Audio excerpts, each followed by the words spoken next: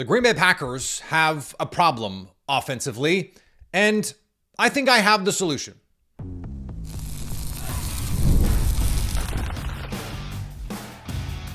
You are Locked On Packers, your daily Green Bay Packers podcast. Part of the Locked On Podcast Network, your team every day. You are Locked On Packers, part of the Locked On Podcast Network, your team every day. I'm Peter Bukowski, and I cover the Packers for The Leap, a newsletter I would love for you to subscribe to. Follow me on Twitter, Peter_Bukowski. Follow the podcast on Twitter, Locked On Packers. Like us on Facebook. Subscribe to the podcast, iTunes, Spotify, Google, wherever you get podcasts, you will find Locked On Packers, the number one Packers podcast on the internet, and the show for fans who know what happened. They want to know why and how. Thanks to everyone who makes Locked On Packers their first listen every day. We hope you like starting your day with us as much as we like starting our day with you. And Locked On Packers is now the number one sports podcast network. Today's Locked On Packers brought to you by our friends at FanDuel. Right now, new customers can bet just $5, and if your bet wins, you'll get $300 in bonus bets to use across the app. This Packers offense has a problem, a consistency problem, and they are too good to keep playing this bad. And you guys know, I believe in all the nerd stats, EPA per play and DVOA and all that stuff. And this year, more than ever, I understand the complaints about those numbers. Because in the 3 games that they've lost, it's been because the offense could not find anything. Now, generally, when you lose a game, it's because you don't score as many points as the other team. But you don't expect a top 10 offense, which even if we're being overly charitable to the critics, the Packers have a top 10 offense by every statistical measure. They do have some structural problems, but I think there are fixes, and that makes me bullish about this team moving forward. I still think this offense can absolutely be good enough to win this team a Super Bowl. And yes, I mean this year. And yes, I mean with this coach. And yes, I mean with this quarterback. But there is a cascade effect right now. After the Packers came out trying to throw deep on everyone that would let them in the first few weeks, teams were loading up to stop the run. And so the Packers said, you want to play single high against us? Fine. We're going to throw it over your head. And that worked against the Lions. That worked against the Commanders. And it worked to a point against the Browns. Again, if Matthew Golden stays in bounds, that's 17-0. They win that game. And we're having a very different conversation about where this season is going right now. But if teams are going to play too high coverage, you want to be able to run the ball. This is one of the worst blocking offensive lines in the league in terms of yards per contact per attempt before whatever number you want to use. Run blocking grade, yards before contact per attempt, all those things. This team cannot punish teams for playing light boxes with the run game. Now, one way to counter that would be to add the extra offensive lineman. That worked against the Eagles. I would like to see more of it. It worked in the run game and it worked in the play action game. Because what you need to be able to do is protect Jordan Love, who, when he's kept clean, is an elite quarterback. And we saw that in the second half when they protected a little bit better. He was able to find guys down the field, push the ball, do all the things, even against too high coverage. So the problem, though, is if you want to push the ball against too high coverage, you can do it. You can attack quarters down the field. You can attack cover 2 down the field, but you have to be able to pass protect. And the Packers have not been consistently able to pass protect, even against subpar pass rushes like the Carolina Panthers. So that's problem number 2. Now, how do you deal with that? Well, you go to quick game. That was what the 2021 team did. It was short passes. It was Devontae Adams winning quickly on a slant. Now, I said this to Jeff Jagosinski, our pal Coach Jags, on our squad show. Did they run one slant against the Philadelphia Eagles? Didn't seem like it. Didn't seem like it. So slant flat was Mike McCarthy's favorite call. And it was a bit that he loved that play so much. Well, where was it? I do think there are opportunities here some low-hanging fruit that's leaving meat on the bone. But Tucker Kraft was your just spit the ball to him and let him go make plays player. He's out for the season. Jaden Reed was your other just spit the ball out to him and go make plays player. He's been out since week 2, since the first drive of week 2, when Jordan Love made one of the best throws of his career on what would have been a touchdown had Anthony Belton not been able to, I forget if that was illegal hands to the face or holding or what it was, but it was clearly a penalty, and it was a well-called penalty. So you don't have that. And the intermediate part of the field, where the Packers have been good this year, where Jordan Love has been efficient this year, they don't have the route guys, especially since Dontavian Wicks has been hurt most of the season, to get open there. That's not really what Romeo Doubs is good at. It would theoretically be where Matthew Golden is there, but he's not really been a heavy part of this offense. Part of that is coaching. But you need that intermediate part of the field, especially the middle part of the field, if you're going to attack two high coverages. The Packers were not able to get to them. And I thought there were some issues on Monday with Jordan Love and his eyes. It seemed like he was reading some of these concepts front to back. So you have a stick route and a corner route, for example. Well, if you're running snag, the corner is the first read usually. Jordan has got to be able to get to that throw. Is that because Matt LaFleur is not letting him get there? Or is that because he doesn't trust his pass protection and he just wants to get the ball out quick? My guess would be is it's some combination of those two. But the fix for this is obvious to me. And it has been something we have talked about on this show ad nauseum. And that is play action. I was so heartened early in the season, guys. So heartened. The first month of the year, the Packers were 3rd in play action rate. Our pal Derek Carrer had this stat. A 128 passer rating Jordan Love had in the first 5 games on play action. On Monday night, averaged over 11 yards per attempt on play action.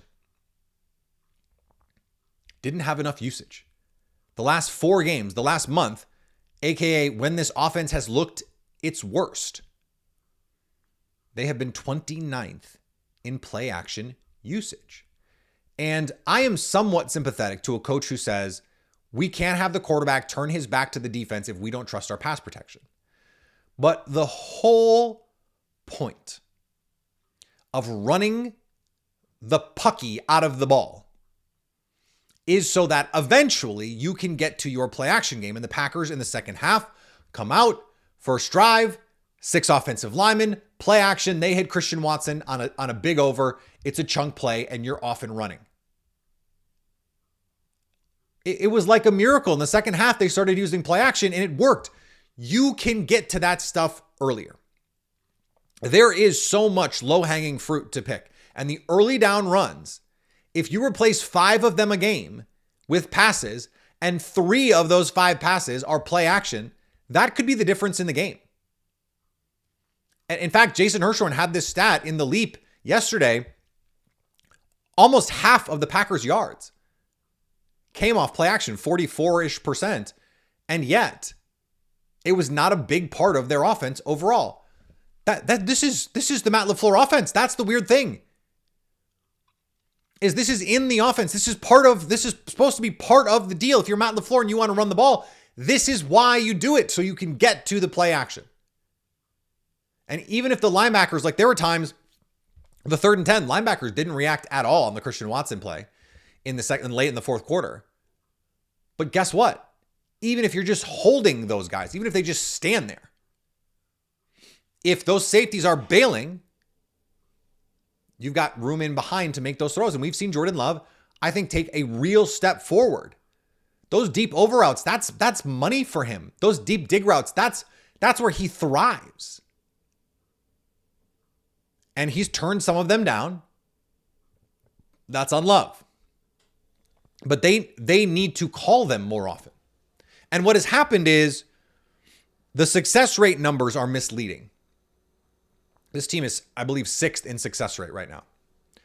Well, part of that is on first down, they're running the ball for somewhere between 2 and 4 yards. So now you're in 2nd and 6, and you run the ball again. And if it's 2nd and 6 and you get 3 yards, that's a successful play. But now it's 3rd and 3, and you're in 3rd down. The Packers have been the best 3rd down team all year because they're in the fewest 3rd and long situations. They got into 3rd and long a bunch against the Eagles because they were so conservative early on, and now you're having to live in 3rd and longs. This team cannot survive playing in 3rd and longs. They have to throw the ball more on early downs, and the perfect way to do that when you are a run-heavy team, it's not even a problem to be a run-heavy team. The Lions are a run-heavy team. The Seahawks are a run-heavy team. The Seahawks are not a great run team, but they create play-action shots down the field off their running game consistently because it is a huge part of their offense. Play action and a little less conservatism from Matt LaFleur. And play action can be a conservative call because you're getting into usually heavy personnel, 6 offensive linemen if you want, and you're usually in at least 6-man protection. So you should have an opportunity. Plus the play fake, the running back can be a part of the protection too. So you should be able to block those plays up. Make the defense rush the quarterback with the threat of the run game. This offense, I keep wanting to say they're going to be fine. The underlying numbers say they are a good team. They're a good offense. But in these big games, Matt LaFleur coaches not to lose. And that has to stop. We'll talk about it more with Lily Zhao next on Locked On Packers. This show is sponsored by Betterhelp. As the days get shorter and the nights come earlier, it can start to feel a little heavier, especially when life is already packed with work, family, everything else. This season, it's so important to reach out and check in with friends, family, or even yourself. Just like checking on a teammate or reconnecting with someone you haven't seen in a while can lift your spirits. Reaching out for therapy can make a real difference too. BetterHelp makes the first step easier by connecting you with a licensed therapist online from wherever you are. I've been going through something lately, worried about something, and it's nice to have someone to talk to. It really is. It was really helpful to me to have someone, and maybe you don't even have to talk about the thing, just to have someone listen. This month, don't wait to reach out. Whether you're checking in on a friend or reaching out to a therapist yourself, BetterHelp makes it simple to take that first step. Listeners get 10% off their first month at betterhelp.com/lockedon. That's BetterHelp, HELP.com/lockedon. Because taking that step towards support might just leave you wondering, why didn't I do it sooner? The Green Bay Packers had a golden opportunity at the end on Monday night against the Philadelphia Eagles and could not get it done. It is the 3rd time this season they have lost a game when they have held an opponent to 16 or fewer points. No team has more than 2 at this point in the season. Lily Zhao from Fox 6 joins us. The vibes are low, so we need Lily. Zhao, you doing? I'm personally doing great. The Packers not so much, but I'll take that moral victory any day, right? And week, it's moving along here, doing well. Outside of the performance we saw on Monday night, I'm feeling great. I hope you are too, personally, Peter. Yes. So how you doing? I'm pretty good, generally speaking, outside of watching this Packers offense play.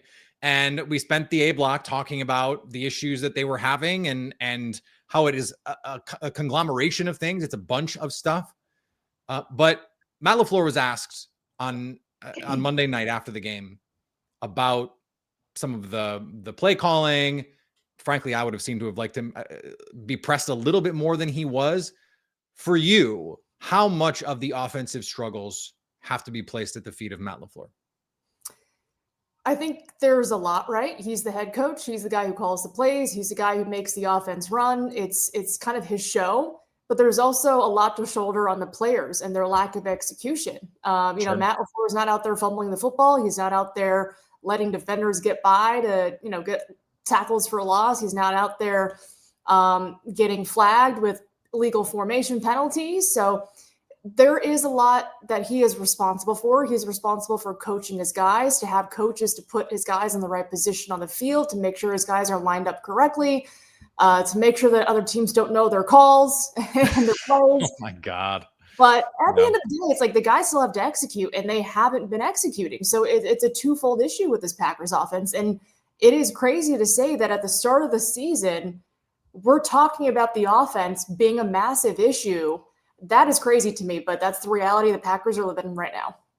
Yeah, last year we saw that in the big games, the offense would start slow, but in these other games against the lesser teams, they would come through and they would beat them up. And, it was easy, I think, to say, well, the numbers are wrong because in the big games, they didn't come through. But the numbers actually reflect, we forget the games where they beat the Seahawks 31-10 or they beat the Saints 30-0 or whatever. This year, though, I think it is actually much easier, oddly, to say, no, the numbers are wrong, because the underlying metrics say this offense is really good. Still a top 5 offense, certainly top 10, 6th in success rate, all these different things. It doesn't feel that way right now at all. And so outside of the play calling stuff, look, I've been as critical of that this year in particular as anyone. But in terms of the play on the field, what do you think is holding them back the most right now? Yeah, it's a good question. I think, the injuries to star position players or skill players, that's going to hurt you. You don't have Jaden Reed. You don't have Tucker Kraft. You might be out with Elton Jenkins for quite a bit. So you're losing star players on your offense. But I think it kind of starts truly with the offensive line. I think the Packers invested resources this offseason. They paid a lot of money to Aaron Banks. It is crazy to say the first 2 weeks, they looked really good. They were giving Jordan Love all day to throw. Where is that offensive line? I know injuries have played a big part in it. But I'd say it all starts with the offensive line. If you can't run block, you can't run the football, you can't protect, what can you do? I mean, I think it all starts with the offensive line, and they are not playing up to par. They are injured. But that being said, other teams are too. And Panthers, and they really took it to Green Bay a couple of weeks ago. So there are no excuses in the NFL. But right now, the reality is the offensive line is not great. And because of that, everything bad follows suit there. Yeah, and look, the Eagles dealt with injuries too. They were out without their starting center, so it's not like this is unfamiliar territory to anyone else. The offensive line has just flat not been good enough. I mean, there's just no way around that part of this. And I don't know that it's fixable in the season right now, especially with Elton Jenkins out, because you might have said, hey, move Elton Jenkins back to left guard. It's his better position. Maybe you put Sean Ryan in at center, and then you have Jordan Morgan and Aaron Banks at right guard and figure it out from there. You can't do that now. We're talking about a broken leg, maybe better. Rob Bukowski reporting maybe better than ligaments in the ankle. So we're still kind of trying to figure out what the situation is as we record this. We haven't gotten any updates from Matt LaFleur on that. And even if he had updates, he wouldn't give them to us because that's just the way that they roll. Let's not spend too much time before we talk about this defense, though, because I thought the defense was spectacular on Monday night. Let's actually start here. Did you think with 5 minutes left, the Packers were going to get the ball back in that game? Because I will tell you, hand to God, I did not. And they got it back twice. They got it back twice, which the last one, I think everyone was like, huh? Why? I mean, Nick Sirianni was just hammered drunk on that call. I have no idea what the fourth down decision-making was there. But the Packers defense did come through. Did you think they were going to? I will say at the 3-minute mark, not so much. I mean, I think when the Eagles converted that 3rd and 12, when you're playing so far off, that didn't bode well. So I'm thinking, all right, 3rd and 12, they give that up. The Eagles have the momentum. They can just dink and dunk, just get a couple chunk runs every single time from Saquon Barkley, and they'll just run the clock out. But the Packers defense did what they had to do, and they gave their offense a chance to try and tie or win this game. And the offense failed once again. And I think, this was the Aaron Rodgers era of football. He would have taken that chance and ran with it with his offense. Yeah, you would think. You'd think. And so the defense did all it could against a defending Super Bowl champion, held them to 1 touchdown, and that still wasn't good enough for the win. And that's been disappointing because, again, Peter, you mentioned, their losses is the defense is doing their job in those losses. The offense has not been up to par at all. No question. And that's just not where we're used to being with this Packers team. That's not what we're used to watching. I mean, part of that is the quarterback play has been so good. Like a game where you score, like give up 10 points and don't win, that's unthinkable for a team that has quarterbacked, has had Brett Favre and Aaron Rodgers quarterback their teams. That's just not a thing that would happen regularly. I asked about the Matt LaFleur piece of this. Where are you with Jordan Love right now? What is his responsibility in all of this? Yeah, I understand you have to put your quarterback in the best position to succeed. I think when you're running it on first and second down and they're minimal gains, it's an obvious passing situation on third down. Everyone knows it, right? And then is he going to be put in a position to succeed? There were a couple times that he had really great third down throws, but again, you're really predicating this offense on being successful on third down, which they were not in the first half. Right. So you're not putting him in the best place to succeed, but can there be more autonomy at the line of scrimmage? Can he have more say in changing a play call like his predecessor would? But at the end of the day, it's up to Jordan Love to execute. And you can talk about the fumble that he had when they were driving down the field. Yeah, and can't have that. You can't have those mistakes either. And so, again, it is a lot of it's on Jordan Love. I think a lot of people are saying you're paying him $55 million a year. He's got to be that franchise quarterback and prove it. I think he's still very talented. I just think, it does work both ways. If he has to play better, he knows it, but also he has to be put in better positions to do so. If you go back and watch 2023, Lily, every time I go back and watch some of it, it is a stark reminder to me how different that team played. Like getting Josh Jacobs was almost the worst thing that could have happened to this offense from a stylistic standpoint, because in 2023, when they could not run the ball, when it was AJ Dillon and Aaron Jones was hurt, they were getting an empty and letting Jordan Love just sling the ball all over the yard. And that was in the second half of that season. That was when he played his best football. Then they bring Aaron Jones back, and all of a sudden the offense was just like levitating above the rest of the league. It's almost like they need to get back to that. Like they need Josh Jacobs to miss 3 games and for them to go, okay, well, we have no choice but to just try. And the thing is, we kind of saw that, like he was hurt and banged up and they still tried to run and run and run and run. So I don't know. I'm waiting for someone to ask Matt LaFleur the question, why do you call the offense like you don't trust the quarterback? Do you trust Jordan Love? And I know he'll give some pat answer to that, but I feel like the question has to be asked at some point. Like, why are you calling this offense like Malik Willis is the quarterback? Because that's how it feels sometimes, Lily. Well, and it's weird because I feel like if Malik Willis was the quarterback, the game would have been called differently. Isn't that weird? I feel like it would have been called differently. Yeah. And so it is confounding, though, I will say, when you do start the game with, listen, I know Josh Jacobs is very talented, but when you have, what was it, like 6 straight touches for Jacobs to start the opening drive, if he's getting 6, 7, 8 yards a run, ride him. But that was not the case. He was averaging 3 yards a carry on that opening drive. And so it just isn't working. But yeah, that is a great question of, 9 plays, 12 yards on the opening drive. Yeah. Can you let your quarterback unleash? And why did you think that this was, I guess, the way to call it on that opening drive? Because think about it. You go down there, you score a touchdown, you set the tone. You set the tone offensively, and you give your defense the lead to play behind. And it might have been a different game, but, it just didn't happen.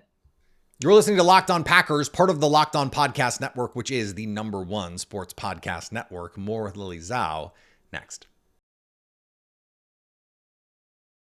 When the opening whistle blows on a new repair, get your crew moving forward with Supply House. Order today and see parts on your doorstep tomorrow. Over 280,000 plumbing, HVAC, and electrical items from the most trusted brands in the business. Their real-time inventory and honest lead times keep you from punting projects, while their industry-leading customer service always has your blind side covered. Need parts for a project faster? Supply House has next-day delivery. Talk about a game changer. Their Trademaster perks like priority shipping and dedicated support make the whole process smoother. Join the free Trademaster program today and score serious perks like priority shipping, lower prices, and a dedicated support line. Visit supplyhouse.com to sign up for free and use promo code SHNFL5 for 5% off your first order. That's supplyhouse.com. Real people, real service. Today's episode also brought to you by our friends at FanDuel. The NBA is back, and there's no better place to get in on the action than FanDuel, the official sports betting partner of the NBA. Bucks looking pretty good.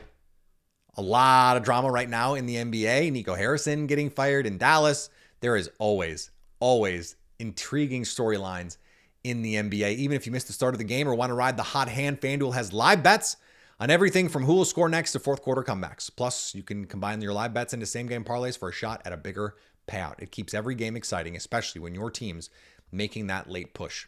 Right now, FanDuel is giving new customers $300 in bonus bets when your first $5 bet wins. So head to FanDuel.com to sign up and play your game with FanDuel, the official sports betting partner of the NBA. Last year, they were able to run on the opening drives and score. They were, especially in the second half, they were a good first drive offense against the bad teams, not against the good teams. But they just can't do that this year. And I keep waiting, Lily, for them to make some sort of adjustment. Like, we were there in 2021. We watched them. They could not run teams out of two high shells in 2021 either, but they had Devontae Adams and they had Aaron Rodgers and they would use RPOs and they had answers. I just don't know why they don't have answers this year. And I wonder if maybe we've underestimated the impact of someone like Jaden Reed, because Tucker Kraft had sort of absorbed that yak role where it's like, actually, remember, when you can just spit the ball out to Jaden Reed, that little push pass or a little swing screen or just a little, underneath route, he was so good at creating. And then also from the slot, getting vertical to create separation down the seam. I feel like they really, in a game like this, where he was huge against the Eagles, both times they played last year until he got hurt in the playoff game, not having him, I think we're underestimating the loss of that to this offense right now. Yeah, absolutely. I think that's a great point. He was phenomenal in that first week, right? In Brazil. He just tore up the Eagles defense, and he would have been such a really key guy to have offensively if you don't have Tucker Kraft. I mean, those are guys who can really create in space and get the yak, like you mentioned. So you don't have those two explosive guys. Christian Watson's not out there every single snap, and that is okay. And he's building up, but you don't have that guy who, makes an offense explosive. And you don't have Matthew Golden. Romeo Doubs goes out with injuries. So you're relying on Dontavian Wicks, and you're throwing Bo Melton in there. So there aren't those weapons offensively for Jordan Love where they can stretch the field and really stretch out this Eagles defense. So yeah, they're tremendously missing Jaden Reed in that aspect. And I think that's a great point. Well, and the other part is we haven't seen Christian Watson and Matthew Golden on the field together. The problem with, I've seen a lot of people point out, you have Christian Watson plays almost twice as many snaps as Bo Melton, has the same number of targets. Part of that is the way they use Christian Watson. His gravity is so valuable to have him running the clear routes and the influence routes where you're opening something else inside. Like, he's just so valuable doing that. They don't really have anybody else who could do that. Well, they do. He's hurt. Matthew Golden could do that. And I feel like the underlying metrics to me still say this offense can be really good. And I think the talent is still really good. I think the coaching we've seen be really good. I don't think Matt LaFleur has by any means coached his best season this year. Am I being overly sympathetic to this team by saying I still think the offense can do this? Because I see the defense and I go, this defense is a Super Bowl caliber defense. If they can just get hot the way they did in 2023, or we saw at times in 2024, or how they did to start the season, that team, that version is good enough to beat anybody right now. Yeah, I think we have seen it from Matt LaFleur, right? I feel like when his back is against the wall, makes it so frustrating, Lily. He calls a great game, and we have seen how well this offense can execute again when they aren't hurting themselves, right? It's just the penalties. It's the, you have that pass from Love to Watson inside the 10 and illegal formation call. It's just the penalties that kill them. But if they don't hurt themselves and they can just flat out execute, we have seen this offense be really, really good under Matt LaFleur, but we haven't seen that thus far this year. We know they can do it. It's just the question of, do they believe they can do it? Because there was not one point in that game where I thought, outside of the Jacobs touchdown drive, where I thought this team can actually find that next gear and have that clutch gene to win this game offensively. I just don't think they have it. But we have seen it in the past. I think when Malik Willis was in at quarterback, LaFleur called great games. So how can they get back to that? I think throw some more play action in there. They got to really utilize that. And if the run game isn't there early on, just trust your quarterback. Trust your quarterback. I think it's play action. We talked about that in the open, and it's tempo. Like the two times they got into late clock situations and pushed the ball. Now I think there were 5 minutes left or whatever it was. I think they got the ball with 6 or 7 minutes left, and they ended up scoring with whatever it was, a little under 5 minutes left.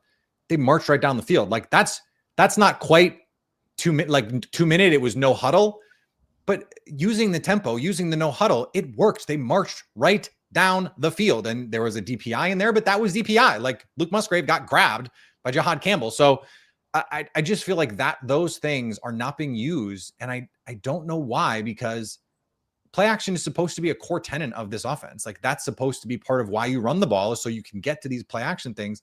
I don't understand that part of it.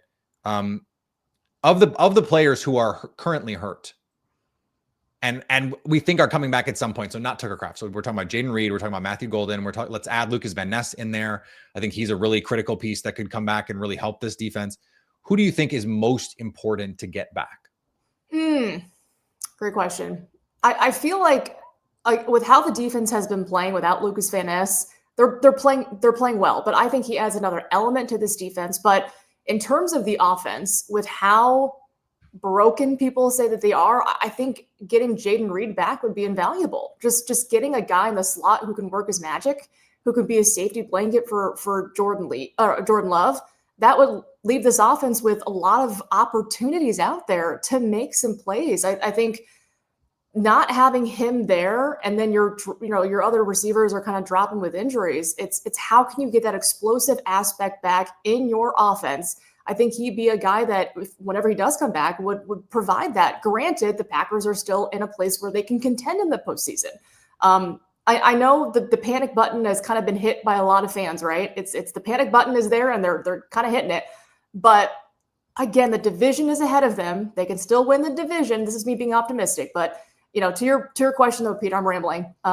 Getting Jaden Reed back would be great for this offense. I agree. I think the answer is Jaden Reed, but I think Matthew Golden too would allow them to play Christian Watson in some other different kinds of ways. And I think that would be really useful, or it allows you to put Matthew Golden on the field when you're using Christian Watson the way that they have used him traditionally. Right now, I'm big on the nerd stats, and all the nerd stats still love the Packers offense. And I'm just sort of like, it feels like, in basketball, like the Bucks in that Eastern Conference Finals a couple years ago against the Raptors, and that their whole mantra was let it fly, right? And they could not make a shot that whole series after the first two games. It feels like that right now for this team. Like I know they're good. I know it's in there. We've seen it, and they're just in a slump right now. And maybe they'll be like the Brewers bats and not get out of the slump, and it'll just be too late. But this is they're in the middle of the season right now. This is a long season. You still have a long way to go here. I still feel like this offense, we know what the talent is. We know what the coaching is. I feel like they can get there. I keep saying this and it sounds like a joke, and I swear it's not. They're too good to play this bad. Like, I just don't think they're going to keep playing this bad. But I'll tell you what, Lily, I was told last week, not a great week of practice. And you just, like, that kind of stuff at this point in the year cannot happen. You can't be there. And that's why these conversations about Matt LaFleur are starting to come up. Like, what do you think it would take for there to be a real come to Jesus moment with this franchise and the head coach? A loss to the Giants will do it. Maybe. If you come out next week against an interim head coach, depending on who's at quarterback, and you lose to the New York Giants. It doesn't matter. If it's Jackson Dart, you still have to beat him. Right. Even if it's Jackson Dart, right? If you lose to the New York Giants, there will be a lot more noise. The seat will be lava, I think, because after that, it's divisional game after divisional game. You have the Ravens in there too. It's a tough slate. The Broncos, it's not an easy schedule to close. It's not easy. And a lot of those games are away from Lambeau. And so I think if they look flat and uninspired, and they think they can just show up and beat the Giants at MetLife, they're in for a rude awakening. And that might be an indictment on your head coach to say, a lot of people have asked every week, can you get up for the Panthers? Can you get up for the Browns? And the mindset is, yeah, we're focused. Well, of course we are, but it doesn't show up on the field. So I think this Sunday will be a very big game to say, all right, what will the future of the Packers look like if they come out and lay an egg? I think Matt LaFleur is a really good coach, but it doesn't matter if the players don't believe that. Yeah. And if they start losing belief, you need to have a really good pulse on your locker room. If they start losing belief, that's when things get tough. And I've already seen the name, and I've used the name Andy Reid before. Andy Reid did not become yes, he's one of the 3 best coaches in the NFL, and yes, he's a Hall of Famer until he left Philadelphia after playoff exit and playoff heartbreak after playoff heartbreak. And I would hate for that to be what happens with Matt LaFleur, but we've seen it happen. Like, sometimes good coaches it's just time for good coaches, and it's run its course. I don't think we're there yet with Matt LaFleur. I think he's going to be given, I think the Packers will be good enough that he'll get this season and next season. But I thought he'd probably get a contract extension this offseason unless they win the Super Bowl or get damn close. I don't think that's going to happen. And that is a weird place to be here as we sit here. We'll be here next week talking to you. It will be my son's first game. I'm taking him to the game, so I can't wait for that. Hopefully they do not lay an egg in front of my son. But we'll see. I mean, it's been known to happen. So we'll talk to you then, Lily. Appreciate it. Thanks, Peter. All right. Thanks to Lily for joining the show. Always great to talk with her. We have a crossover Thursday coming. Locked on Giants. Patricia Traina joins us for that. Brian Dayball is out. We'll see about Jackson Dart. And so plenty to dig into on this one. Packers, once again, heavily favored. The betting markets, our friends at FanDuel, still believe in the Green Bay Packers, and I believe you should too. Follow me on the socials. Follow the podcast on the socials. We are live tonight, 7 p.m. Lambeau time on our Locked On Packers squad show. Brandon Snide, Coach Jags. We're there. We're having a blast talking ball. So come hang out with us. Podcast will be in your feed. Subscribe to the Locked On Packers wherever you get podcasts. Subscribe on YouTube so you can come hang out with us live so you can stay Locked On Packers.